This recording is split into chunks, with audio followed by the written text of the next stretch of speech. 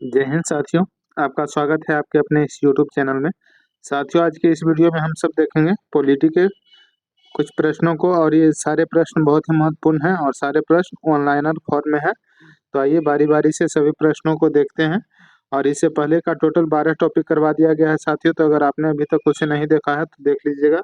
इस YouTube channel पे video upload कर दिया गया है। आज देखेंगे 13 टॉपिक नंबर 13 है, जो कि मूल कर्तव्य से रिलेटेड है।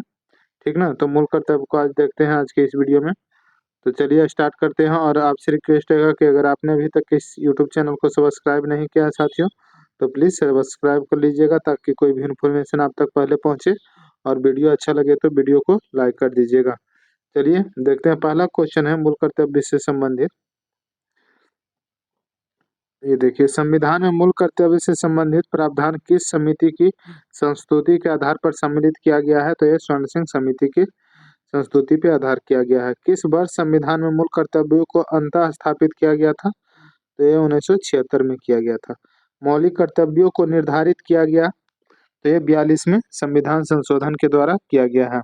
42वें संविधान संशोधन के 10 आचार आदर्शों को किस नाम से जाना जाता है? तो इसे मौलिक कर्तव्य के नाम से जाना जाता है। 76 नंबर है। ये आगे है कि 1976 में 42वें संविधान संशोधन द्वारा संविधान में नागरिकों को कितने मौलिक कर्तव्य निश्चित किए गए हैं? तो ये 10 मौलिक कर्तव्य निश्चित किए गए हैं। संविधान के किस भाग में मूल कर्तव्यों के अध्याय को जोड़ा गया है? तो भाग 4 के क में जोड़ा गया है। भारतीय संविधान में मौलिक कर्तव्यों की सूची किस भाग के रूप में जोड़ी गई थी? तो ये किस भाग के रूप में जोड़ी गई थी? तो भाग 4 के रूप में जोड़ी गई थी। आगे बढ़ते हैं। वर्तमान में संविधान में कुल कितने मूल कर्तव्यों का उल्लेख है? तो वर्तमान में 11 मूल कर्तव्य है दोस्तों। किस संवैधानिक संशोधन अधिनियम द्वारा संविधान में मूल कर्तव्यों को सम्मिलित किया गया है?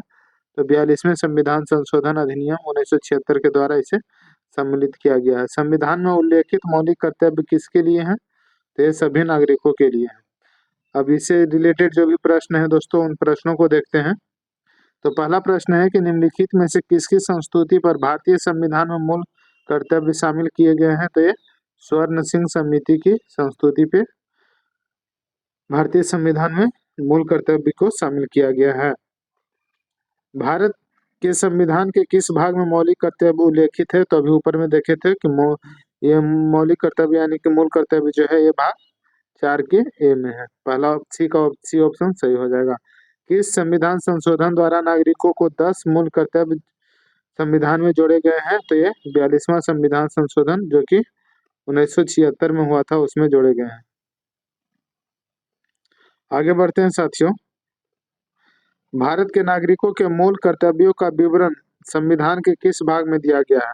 तो मूल कर्तव्यों का विवरण संविधान के भाग 4 के क में दिया गया है। भारतीय संविधान में कितने मौलिक कर्तव्य हैं? तो ऊपर में अभी देखे थे टोटल 11 मौलिक कर्तव्य थे, यानी कि बी ऑप्शन सही हो जाएगा।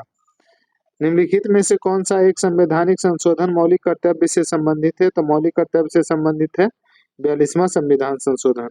भारत के संविधान में मौलिक कर्तव्य किस संविधान संशोधन द्वारा जोड़ा गया है?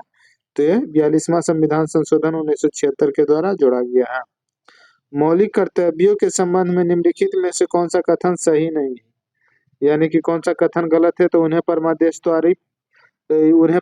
द्वारा प्रभावी बनाया जा सकता है, ये सही नहीं है, यानी कि ये गलत है। बाकी सब सही है। उन्हें संवैधानिक प्रक्रिया से ही बढ़ाया जा सकता है, सही है। अपशिष्ट विधियों की व्याख्या के लिए उनका उपयोग किया जा सकता है, ये भी सही है। और किसी विशिष्ट कर्तव्य का पालन करना संवैधानिक कानून के क्षेत्र में आता है, जिन्हें न्यायालय निश्चित करता है, ये भी सही है। तो पूछ रहा था कि कौन सा कथन सही नहीं है, यानी कि गलत कथन पूछ रहा था, तो पहला ऑप्शन जो है गलत कथन है। अब देखिए, मौलिक कर्तव्य की अवहेलना करने वाले को तो दंड देने की व्यवस्था नहीं है। संविधान में मौलिक कर्तव्य किस संशोधन द्वारा जोड़ा गया है? तो 42वां संविधान संशोधन द्वारा जोड़ा गया है। भारत के प्रत्येक नागरिक का कर्तव्य होगा प्राकृतिक पर्यावरण व संरक्षण एवं सुधार। तो उपयुक्त कथन भारतीय संविधान के किस अनुच्छेद में संदर्भित है? तो यह अनुच्छेद 21 में संदर्भित है। भारतीय संविधान के किस अनुच्छेद में भारतीय नागरिकों का मूल कर्तव्य शामिल है? तो मूल कर्तव्य जो है 51 में शामिल है। अब 14 नंबर टॉपिक है 14 नंबर टॉपिक क्या है, तो भारतीय संसद है। भारतीय संसद से रिलेटेड महत्वपूर्ण तथ्यों को जानेंगे। तो देखते हैं, भारत की संघीय व्यवस्थापिका को किस नाम से जाना जाता है, तो संघीय व्यवस्थापिका को जाना जाता है संसद के नाम से। भारतीय संसद के कितने सदन हैं दोस्तों, तो दो सदन है, एक होता है उच्च सदन, एक होता है निम्न सदन। एक है उच्च सदन, किसे कहते हैं, तो राज्यसभा को उच्च सदन कहते हैं, लोकसभा को निम्न सदन कहते हैं। संसद के किस सदन को प्रतिनिधि सभा भी कहा जाता है, तो प्रतिनिधि सभा लोकसभा को कहा जाता है। संसद की लोकप्रिय सदन कौन सा है, तो लोकसभा को लोकप्रिय सदन कहते हैं। और संसद का अस्थायी सदन कौन सा है, संसद से रिलेटेड सारे प्रश्न रहेंगे और सभी प्रश्न मतलब सभी भी ये जो पॉइंट है सभी पॉइंट महत्वपूर्ण है दोस्तों, तो वीडियो को लास्ट तक देखिएगा। संसद का अस्थायी सदन कौन सा है, तो राज्यसभा जो है अस्थायी है, परमानेंट सदन, ठीक ना, ये कभी भंग नहीं होता है। वही अस्थायी यहाँ पे लगा देता कि अस्थायी सदन कौन सा है, तो लोकसभा हो जाएगा अस्थायी सदन। आगे देखते हैं, भारतीय संसद बनती है, तो भारतीय संसद जो है लोकसभा, राज्यसभा और राष्ट्रपति से मिलकर के बनती है। लोकसभा, राज्यसभा और राष्ट्रपति के द्वारा भारतीय संसद बनती है। कौन सा प्रावधान भारतीय संविधान के अंतर्गत संसद के सदस्यों के विशेषाधिकारों तथा उन्मुक्तियों को निर्धारित करता है, तो ये अनुच्छेद 105। भारतीय संसद के कितने अंग हैं, तो 3 सदन, ये 3 अंग हैं दोस्तों, ये देखें, लोकसभा, राज्यसभा और राष्ट्रपति। आगे बढ़ते हैं कि भारतीय संविधान के किस अनुच्छेद में कहा गया है कि संघ के लिए एक संसद होगी जो राष्ट्रपति और 2 सदन से मिलकर बनेगी, जो राष्ट्रपति और 2 सदन से मिलकर बनेगी। तो संविधान के किस अनुच्छेद में कहा गया है, तो 79 में। यानी कि संसद की चर्चा किस में है, तो ऐसे रखिएगा, संसद, संसद है 79 में। सरला याद रखिएगा, सरला, ठीक ना। स से हो गया संसद जो कि 79 में है, और र से हो जाएगा राज्यसभा। राज्यसभा कितना, राज्यसभा, ये आर्टिकल कितना में है, तो 79 के बाद 80 होता है, तो 80 में है राज्यसभा। और ला से हो गया लोकसभा, तो लोकसभा किस आर्टिकल में होगा दोस्तों, तो ये 81 में होगा। स र ला यानी कि स से संसद जो कि 79 में है, र से हो गया राज्यसभा जो कि 80 में है, और ला से हो गया लोकसभा जो कि 81 में है। याद हो गया होगा। संसद के निम्न सदन एवं उच्च सदन क्रमशः है, तो निम्न सदन अभी ऊपर में बताए थे कुछ देर पहले कि निम्न सदन लोकसभा को कहा जाता है, उच्च सदन राज्यसभा को कहा जाता है। संसद को भंग करने के लिए कौन सा क्षम है, तो राष्ट्रपति जो है संसद को भंग कर सकता है। संसद के 2 क्रमिक अधिवेशनों के बीच अधिकतम कितने समय अंतराल की अनुमति होता है, तो ये 6 महीना से अधिक का समय अंतराल नहीं होना चाहिए 2 अधिवेशनों के बीच में संसद का। भारतीय संसद के दोनों सदनों की संयुक्त बैठक किस संबंध में होती है, तो साधारण विधेयक के संबंध में होता है। और क्वेश्चन ये भी आता है कि संयुक्त बैठक जो है भारतीय संसद में बुलाता कौन है, तो बुलाता राष्ट्रपति है दोस्तों। कौन बुलाता है, तो राष्ट्रपति बुलाता है, ठीक ना, राष्ट्रपति संयुक्त बैठक को बुलाता है, और ये साधारण विधेयक पर होता है। और संयुक्त बैठक की अध्यक्षता कौन करता है, पूछता है कि संयुक्त बैठक की अध्यक्षता कौन करता है, तो अध्यक्षता करता है लोकसभा के अध्यक्ष। लोकसभा के जो अध्यक्ष होते हैं वही संयुक्त बैठक के अध्यक्षता करते हैं। चलिए आगे बढ़ते हैं। आगे कि किस साधारण विधेयक से संबंधित गतिरोध को दूर करने के लिए संसद के दोनों सदनों की संयुक्त बैठक कौन बुलाता है, देखिए यहाँ पे पॉइंट आ गया, अभी बताए थे कि बुलाता कौन है संयुक्त अधिवेशन को, संयुक्त बैठक को, तो ये राष्ट्रपति बुलाता है।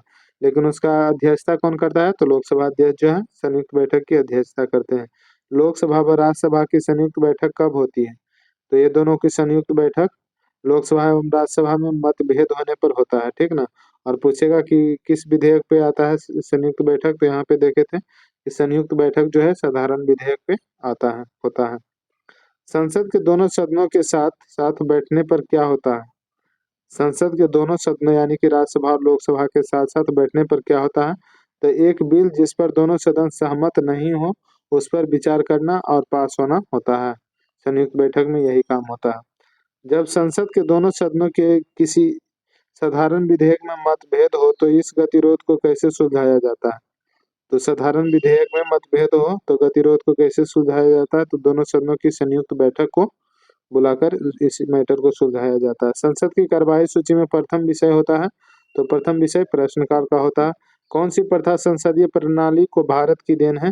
तो शून्यकाल जो है भारत की देन है दोस्तों। डार्क करके दिया गया है यानी कि इम्पोर्टेंट है, बहुत ही महत्वपूर्ण है। और ऐसे तो सभी पॉइंट महत्वपूर्ण है, तो सभी पॉइंट को याद रखिएगा। चलिए आगे बढ़ते हैं। संसद के किसी सदस्य की सदस्यता तब समाप्त समझी जाती है यदि वह बिना सदन को सूचित किए अनुपस्थित रहता है। तो कोई भी संसद सदस्य अगर मतलब बिना सदन को सूचित किए 60 दिन तक मतलब कंटिन्यू 60 दिन तक अब्सेंट रहता है ना सदन से, तो उसकी सदस्यता को समाप्त समझी जाती है। सांसदों का वेतन का निर्णय कौन करता है? तो संसद ही। सांसदों का वेतन का निर्णय कौन करता है? तो संसद ही निर्णय करता है। संसद के कुल सदस्यों का कितना भाग वैधानिक चैम्बर की मीटिंग बुलाने के लिए आवश्यक गणपूर्ति कोरम है? तो ये 1/10 मतलब है, जो चैम्बर की मीटिंग बुलाने के लिए आवश्यक कोरम है। संसदीय प्रणाली वाली सरकार को अन्य किस नाम से जाना जाता है? तो इसे संघीय सरकार के नाम से भी जाना जाता है, संसदीय प्रणाली वाली सरकार को। चलिए आगे देखते हैं साथियों, आगे क्या कहता है कि संसद भारत में संसद मिलकर निर्मित होता है। तो अभी ऊपर में जितने भी पॉइंट देखे हैं उन सारे पॉइंट से रिलेटेड ये सब प्रश्न रहेंगे, तो बताइएगा। अभी आप सब देखे हैं तो अगर ध्यान से देखे होंगे, ध्यान से सुने होंगे तो आप जरूर इसका सही आंसर बताइएगा। तो संसद किसका मिलकर बनता है? तो भारत में संसद निर्मित होती है तो ये राष्ट्रपति और राज्यसभा और लोकसभा को मिलकर संसद का निर्माण होता है। और संसद का मतलब किस आर्टिकल में वर्णन है दोस्तों? तो वहां पे बताए थे संसद की चर्चा है 79 में। सरला बताए थे ना, सरला। स से हो गया संसद जो कि 79 में है, और र से हो जाएगा राज्यसभा। यहाँ पे देखिए राज्यसभा, तो राज्यसभा का चर्चा 80 में है। और वही लोकसभा ला से हो जाएगा लोकसभा, तो लोकसभा का 81 में, ठीक ना। सरला, ठीक ना। स से संसद, र से राज्यसभा, ला से लोकसभा। चलिए आगे बढ़ते हैं। आशा करते हैं कि आप सब समझ गए होंगे। देखिए इसका सही आंसर हो जाएगा, संसद मिलकर निर्मित होती है तो राष्ट्रपति, राज्यसभा और लोकसभा, यानी कि पहला, दूसरा, तीसरा सही है, तो ये ऑप्शन सही हो जाएगा। भारतीय संसद में निम्नलिखित में से कौन सा शामिल है? तो संसद में भी ऊपर देखें कौन कौन है। तो राष्ट्रपति के दोनों सदन है, जो जैसे लोकसभा एवं राज्यसभा, ठीक ना, लोकसभा एवं राज्यसभा। भारतीय संसद में निम्नलिखित में से कौन सा शामिल है? तो लोकसभा और राज्यसभा शामिल है संसद में। राष्ट्रपति, लोकसभा, राज्यसभा दोनों मतलब ये रहता है, संसद का निर्माण होता है। चलिए आगे बढ़ते हैं दोस्तों, कि संसद के अधिकारियों में सम्मिलित हैं। तो संसद के अधिकारियों में कौन सम्मिलित है? तो अध्यक्ष लोकसभा के सम्मिलित है, उपाध्यक्ष लोकसभा के भी सम्मिलित है, महासचिव लोकसभा ये भी सम्मिलित है, अध्यक्ष राज्यसभा ये भी सम्मिलित है, यानी कि सभी लोग सम्मिलित हैं। अंतर्राष्ट्रीय संधियों को भारत के किसी भाग अथवा संपूर्ण भारत में लागू करने के लिए संसद कोई भी कानून बना सकती है। तो बिना किसी राज्य की सहमति से अगर अंतर्राष्ट्रीय इंटरनेशनल संधि होता है तो उसमें बिना किसी राज्य की सहमति के ही ये संसद चाहे तो कानून बना सकता है। डी ऑप्शन सही हो जाएगा। भारत सरकार के निर्णय अनुसार एक संसद सदस्य अपने क्षेत्र के विकासात्मक कार्यक्रम हेतु कितनी राशि खर्च कर सकता है? तो संसद का जो सदस्य होता है अपने क्षेत्र में 5 करोड़ राशि का खर्चा कर सकता है विकास के नाम पर। किसी संसद सदस्य की अयोग्यता के संदर्भ में निर्णय कौन करता है? तो संसद सदस्य की अयोग्यता के संदर्भ में निर्णय राष्ट्रपति करता है। संसद सदस्य की अयोग्यता के संदर्भ में निर्णय कौन करता है? तो राष्ट्रपति करता है। भारत की संचित निधि से धन निर्गम पर किसका नियंत्रण होता है? तो ये संसद का नियंत्रण होता है। आगे क्या है दोस्तों, ये देखिए, भारत में शून्यकाल का समय कितना है? तो शून्यकाल का समय 12 बजे से 1 बजे तक है, दोपहर का 12 बजे से 1 बजे तक, ठीक है ना। डी ऑप्शन से हो जाएगा। राज्यसभा में धन विधेयक प्राप्त होने के कितने दिनों के अंदर इसे लोकसभा में वापिस किया जाना चाहिए? तो इसे 14 दिनों के अंदर लोकसभा में वापिस किया जाना चाहिए धन विधेयक को। संसद के दोनों सदनों की संयुक्त अधिवेशन की अध्यक्षता कौन करता है? ऊपर में देखे थे, बताए थे उसमें भी। तो संयुक्त अधिवेशन की अध्यक्षता जो है ये कौन करता है? तो स्पीकर यानी कि लोकसभा के अध्यक्ष करते हैं। और बुलाता कौन है? तो राष्ट्रपति बुलाते हैं। निम्नलिखित में से कौन संसद के संयुक्त सत्र की अध्यक्षता करने हेतु अधिकृत है? तो ये अभी देखें, लोकसभा के अध्यक्ष जो है अधिकृत है, यानी लोकसभा के अध्यक्ष करते हैं। अगला पॉइंट है दोस्तों, भारतीय राजनीतिक व्यवस्था में कार्यपालिका के अधीन रहकर कार्य कौन करता है? तो न्यायपालिका है जो कार्यपालिका के अधीन रहकर कार्य करता है। भारत की पार्लियामेंट यानी कि संसद का उद्घाटन कब हुआ था? तो 1927 ईस्वी में संसद का उद्घाटन हुआ था। संसद के दोनों सत्रों का सत्रावसान कौन करता है? तो लोकसभा अध्यक्ष करता है दोस्तों।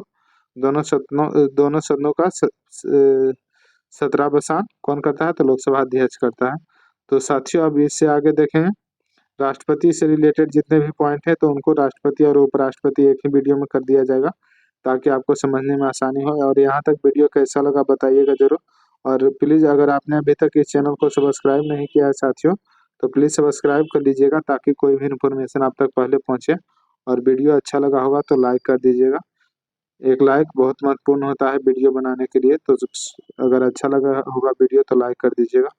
धन्यवाद दोस्तों, मिलते हैं अगले वीडियो में।